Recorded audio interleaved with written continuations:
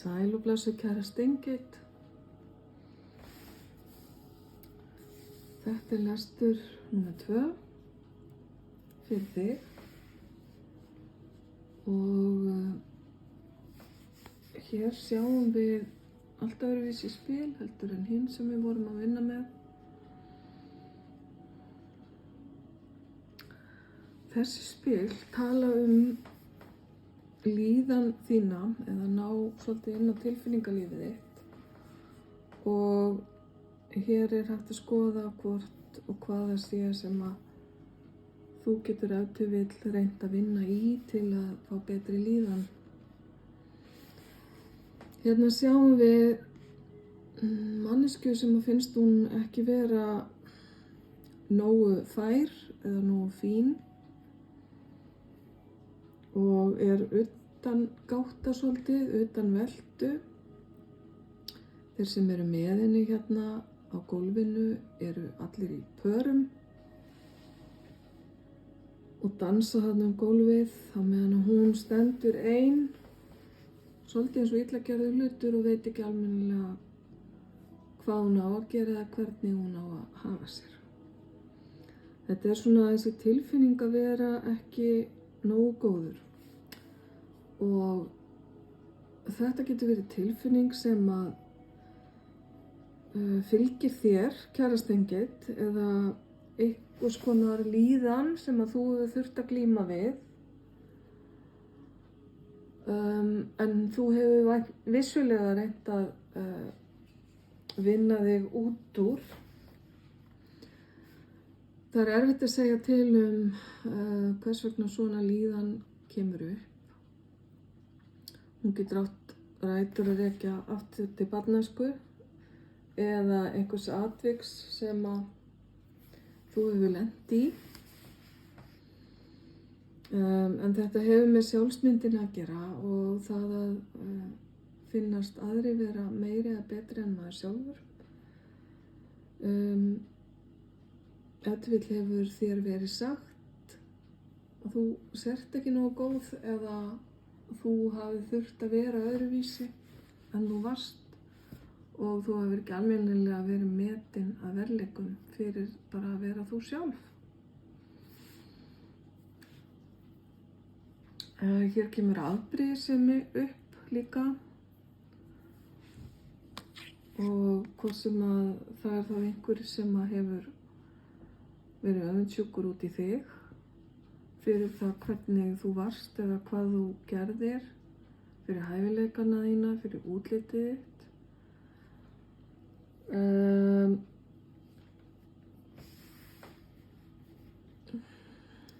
Það getur verið að þú hafir lagt orkuna þína og athyglina þína í manneskju sem að hefur ekki endurgoldið tilfinningar þínar og sem að hefur ef til vill leitað út á við og sóst meira eftir öðrum kostum eða öðru fólki hreinlega.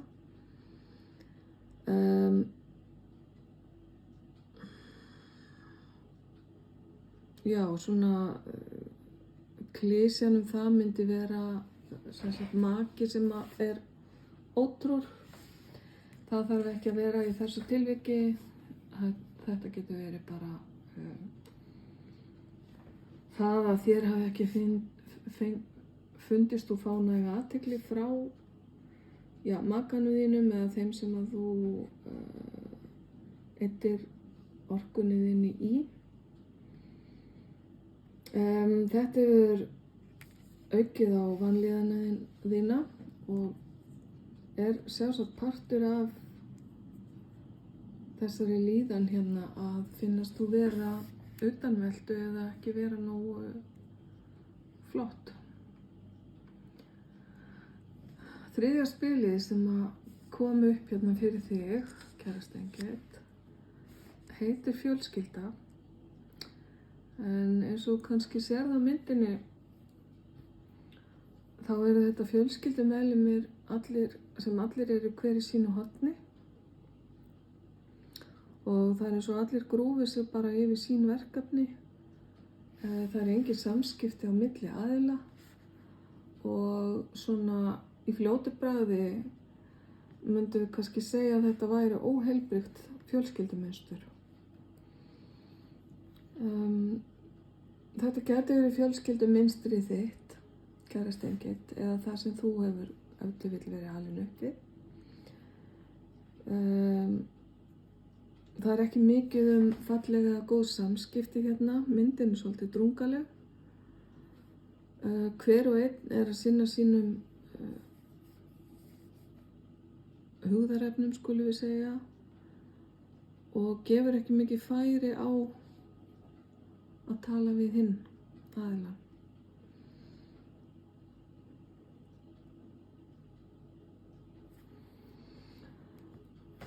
Þetta fólk gæti verið í einhvers konar flóttamynstri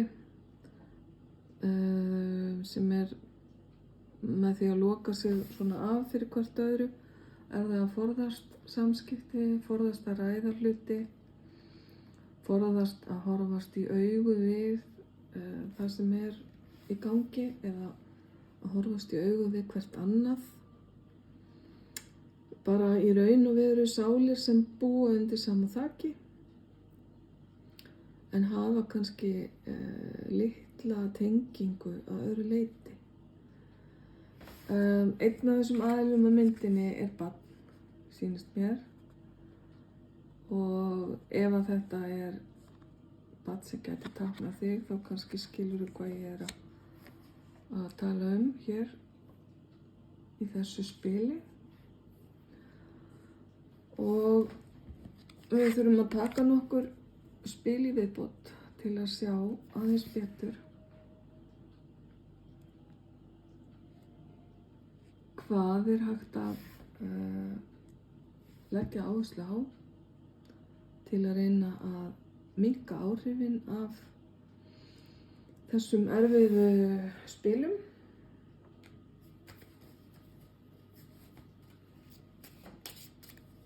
Og aðeins til að sjá hvað þú hefur gert eða hvað þú getur gert til að vinna þig út úr þessari stöðu og losna við þessa tilfinningu að vera ekki nógu góð.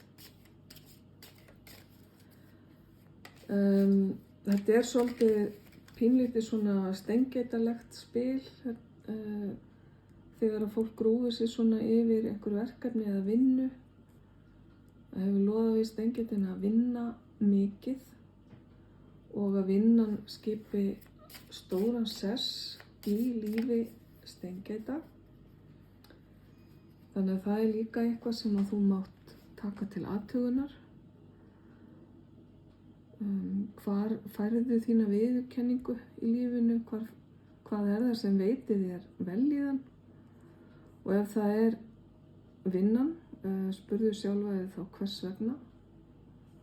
Og er það eitthvað sem að þú getur lagað eða bætt úr?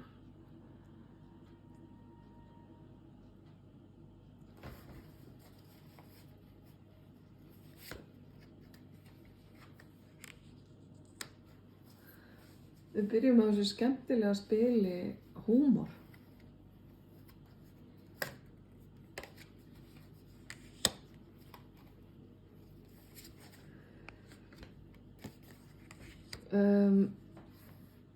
Að gleðjast og hafa gaman og hafa húmorinn uppi við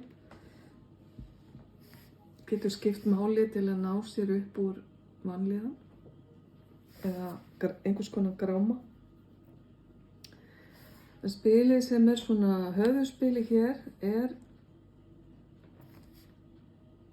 spil sem að talar að englar skerist í leikinn í lífið þínu. Þetta getur talað til þess að þú biðjir þína engla, þína leiðbeinendur, þína hjálpendur aðstoð við að koma þér upp úr einhvers konar stöðnun eða upp úr einhverju fari sem að hefur heft þig. hér nú hreinlega manneskja sem að mér sýnist vera að stíga upp úr hjólastól. Það getur verið ein tegund af aðstoð frá englunum að hjálpa mannesku á fætur í ýmiss konar merkingu. Ég held að hjólastóllinn sé nú meira svona táknrænn hér. En þó, maður veit aldrei því að kraftaverk eru allt kring og þau eru bæði lítil og stór.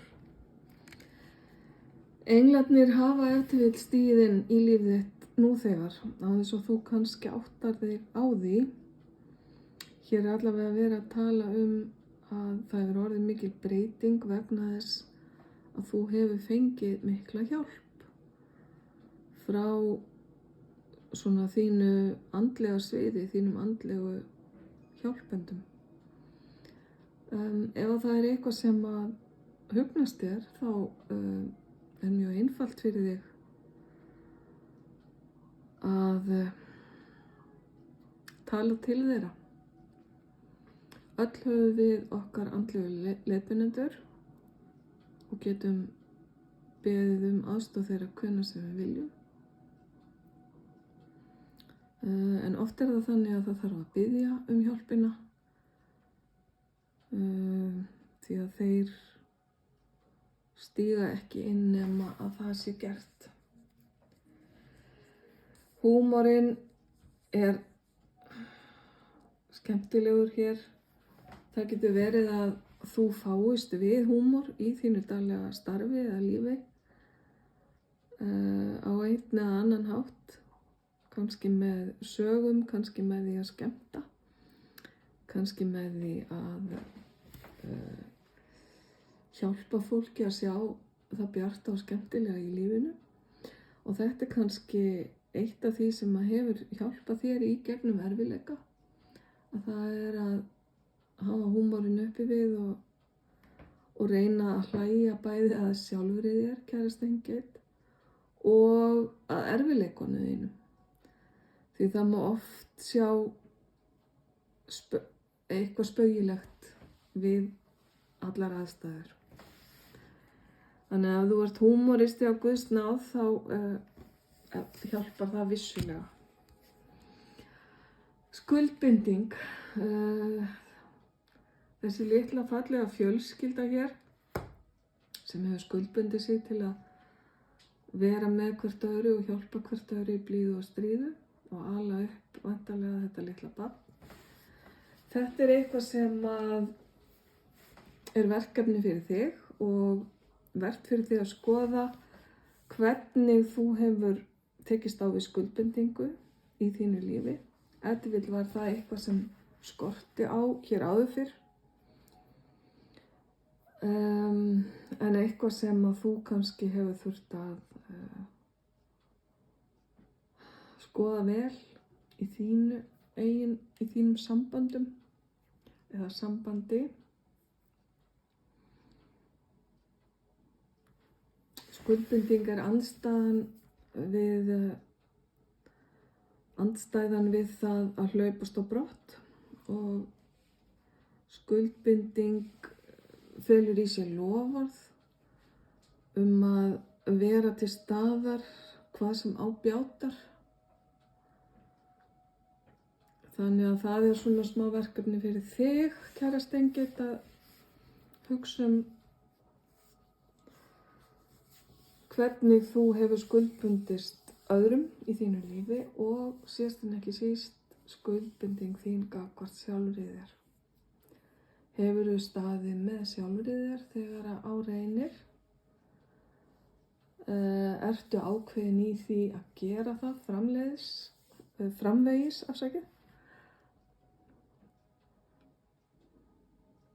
Og svo geturðu spáðið í það að vega og meta. Hverju hefur skuldbinding skilað þér og hverju hefur hitt skilað þér það að hlaupast á brott eða horfast ekki í augu við hlutina og hvað af því hefur verið þér meira til góðs. Svona smá pælingar fyrir þig. Og að lokum, kæra steingitt, þá gæti þetta verið eitthvað sem á eftir að koma inn í lífið þitt. Þessi fallega tenging við annan aðila, við einhvers konar maka. Þar sem að þú munt upplifa þessu fallegu skuldbindingu. Hvort að barn verður með í spilinu veit ég ekki, en það bara kemur í ljós. Kæra steingitt, mundu bara eftir englunum þínum, mundu að þakka fyrir það sem þeir hafa hjálpað þér með, mundu að biðja þá aðstoð ef það eitthvað sem hentar þér. Þeir eru boðnir og búnir til þess. Og ég ætla að láta það vera loka orðin á þessu sinni til þín, kæra steingitt. Ég óska þér alls hins besta með framhaldið. Ljós og kærleikur.